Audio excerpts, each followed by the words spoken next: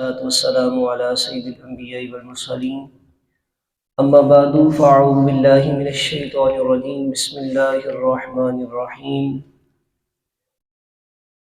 پارہ 9 کا 17واں رکوع الحمدللہ 17واں رکوع آج مکمل ہو رہا ہے۔ اللہ رب العزت نے ارشاد فرمایا وَاعْلَمُوا أَنَّمَا أَمْوَالُكُمْ وَأَوْلَادُكُمْ فِتْنَةٌ، اور جان لو تمہارے مال تمہاری اولاد ایک امتحان ہے، فتنہ ہے۔ وَأَنَّ اللَّهَ عِندَهُ أَجْرٌ عَظِيمٌ، اور یہ کہ اللہ کے پاس بڑا ثواب ہے۔ اس آیت کا خلاصہ یہ ہے، اللہ تعالیٰ نے مسلمانوں سے فرمایا کہ اللہ تعالیٰ نے مال و دولت اور اولاد کی جو نعمتیں تمہیں عطا کی ہیں نا، وہ تمہارے لیے ایک آزمائش ہے، تاکہ اللہ تعالیٰ اس کے ذریعے یہ ظاہر فرما دے کہ تم مال اور اولاد میں اللہ تعالیٰ کے حقوق کس طرح ادا کرتے ہو، اور اللہ تعالیٰ کے احکامات پر عمل کرنے میں مال اور اولاد کی محبت کہیں تمہیں رکاوٹ تو نہیں بنتی ہے کہ تم اللہ کے حکموں پر عمل نہیں کرتے مال کی محبت میں، اولاد کی محبت میں۔ اس آیت میں صاحب واضح لفظ ہے انما اموالکم و اولادکم فتنہ۔ میاں تمہیں کتنی ہی اولاد سے کیوں نہ محبت ہو، رب کریم اپنے بندوں سے بڑا پیار کرنے والا ہے۔ اللہ تعالیٰ فرماتا ہے تمہاری اولاد تمہارا مال یہ تمہارے لیے آزمائش ہے، فتنہ ہے۔ بندے کے پاس بہت زیادہ مال آ جائے، اب وہ زکوٰۃ نکالتے وقت اس کی لاکھوں کروڑوں میں زکوٰۃ بنے، تو جب وہ اپنا حساب کرے اور دیکھے کروڑوں میں زکوٰۃ ہے، پھر نکالنے کو دل نہ کرے، بتائیں اس کا مال اس کے لیے آزمائش بنا کہ نہ بنا؟ یہ قرآن کہہ رہے ہیں تمہارا مال بھی تمہاری اولاد بھی۔ ایک شخص رسول اللہ کے پاس آیا، پڑھیے صلی اللہ علیہ وسلم، حضور کے پاس آیا، یا رسول اللہ صلی اللہ علیہ وسلم، حضور آپ دعا فرما دیں اللہ تعالیٰ میرے رزق میں اضافہ فرما دے۔ نبی پاک علیہ الصلوۃ والسلام نے دعا کر دی، لکھا ان کے پاس بہت زیادہ بکریاں، اونٹ، مال و متاع بہت کچھ آ گیا۔ جب سال گزرا نا، عموماً لوگ رمضان میں شعبان میں اس سے پہلے زکوٰۃ نکالتے ہیں۔ نبی پاک علیہ الصلوۃ والسلام نے نا چند صحابہ کو بھیجا، فرمایا جاؤ وہ تمہارے بھائی ہیں، ان کے پاس جاؤ اور زکوٰۃ لے کر آؤ۔ کیا لے کر آؤ؟ زکوٰۃ لے کر آؤ۔ وہی بندہ جس کے رزق میں برکت نہیں تھی، حالات تنگ تھے، مصطفیٰ کی دعا کی برکت تھی، اللہ نے مالا مال کر دیا تھا۔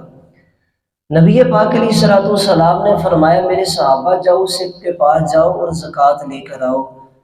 صحابی رسول ان کے پاس گئے، جب انہوں نے اپنے مال کا حساب کیا نا تو بہت زیادہ مال بنا، بہت زیادہ مال و متاع زکوٰۃ کے لیے جو جمع کیا تھا وہ بہت ڈھیر سارا سامان بنا۔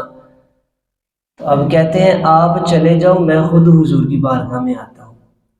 نبی پاک علیہ الصلوۃ والسلام کے صحابہ نے جب آ کے بتایا یا رسول اللہ صلی اللہ علیہ وسلم، حضور انہوں نے زکوٰۃ نہیں دی، وہ کہتے ہیں میں نا خود آ کے حضور سے ملتا ہوں۔ نبی پاک علیہ الصلوۃ والسلام نے فرمایا اوہ وہ گمراہ ہو گیا ہے۔ پھر کچھ عرصے کے بعد وہ مال لے کر آئے، حضور یہ زکوٰۃ ہے قبول فرما لے۔ فرمایا جا تیرے مال کی ہمیں حاجت نہیں، تیرے مال کی اب دین کو ضرورت نہیں، میں نے بھیجا تھا صحابہ کو، اب تیرے مال کی حاجت نہیں۔ یا رسول اللہ لے لے۔ فرمایا اب تو رکھ اپنے پاس، اب تیرے مال کی ہمیں حاجت نہیں، اللہ کو حاجت نہیں۔ صحابہ کہتے ہیں رسول اللہ نے ساری زندگی اسے مال نہیں لیا، ترلے کرتا رہا، منتیں کرتا رہا، حضور لے لے اب۔ فرمایا نہیں اب حاجت نہیں، اب وقت گزر گیا ہے، تیرے پاس پیغام پہنچا تھا۔ نبی پاک علیہ الصلوۃ والسلام ظاہری طور پر دنیا سے چلے گئے تو صدیق اکبر آپ خلیفہ مقرر ہوئے، پہلے خلیفہ، افضل الخلق بعد الانبیاء ابو بکر صدیق رضی اللہ تعالی عنہ۔ صدیق اکبر کا جب دور آیا تو وہ مال لے کر آیا، یار صدیق یہ میرا مال ہے، زکوٰۃ ہے، قبول کریں، آپ مسلمانوں کے امیر بنے ہیں۔ صدیق اکبر نے فرمایا جس کے مال کو رسول اللہ نے قبول نہیں کیا، صدیق کی کیا ضرورت ہے؟ صاحبو یہ قرآن کہہ رہا ہے، اللہ کا قرآن، یہ میری اور آپ کی بات ہوتی تو آپ مجھ سے اختلاف بھی کر لیتے ہیں۔ رب فرما رہا ہے انما اموالکم و اولادکم فتنہ، تمہارا مال تمہاری اولاد یہ زمائش ہے، فتنہ ہے کہ تم اولاد کی محبت میں، مال کی محبت میں اللہ کے حکموں پر عمل کرتے ہو کہ نہیں کرتے؟ صدیق اکبر نے بھی مال نہیں لیا، آپ نے 2 سال چند ماہ خلافت کی ہے، صدیق اکبر بھی ظاہری طور پر دنیا سے چلے گئے۔ حضرت عمر فاروق اعظم رضی اللہ تعالی عنہ آپ کا دور آیا، آپ کے پاس بھی وہ مال لے کر آیا، عمر قبول کر لو، یہ میری طرف سے یہ زکوٰۃ ہے، یہ دین کے لیے ہے۔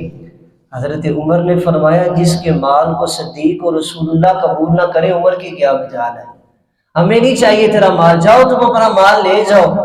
اور میاں قبل اس کے کہ ہم جو ہے وہ ترلے کرے، منتیں کرے دین کی راہ میں خرچ کرنے کے لیے، لیکن اللہ تعالیٰ ہمارا مال قبول ہی نہ کرے، وہ اللہ نہ کرے ہم پہ وقت آئے اللہ نے مال دیے، شکر ادا کرو، یا اللہ میں اس قابل ہوں کہ تیری راہ میں اپنی زکوٰۃ ادا کر رہا ہوں، زکوٰۃ نکال رہا ہوں، تو نے مجھے اس قابل بنایا، تیری میرے اوپر اتنی عطا ہے۔